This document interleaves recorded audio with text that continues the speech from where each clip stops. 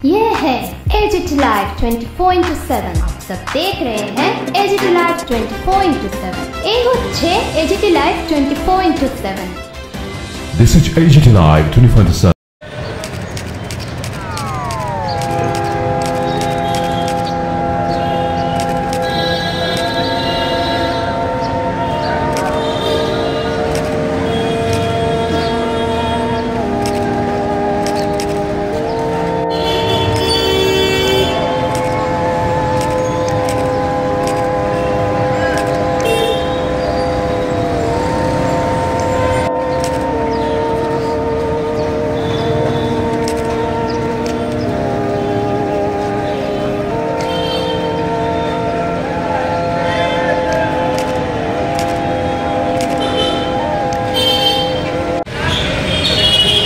আজকে আমাদের প্রাক্তন প্রধানমন্ত্রী স্বর্গীয় ডক্টর মনমোহন সিংয়ের প্রয়াণ দিবসে আজকে আমরা বটতলা বাজারের সামনে আমরা শ্রদ্ধাঞ্জলি জ্ঞাপন করছি এবং মনমোহন সিং আমাদের হারিয়ে যাওয়া মানে আমরা অভিভাবকহীন।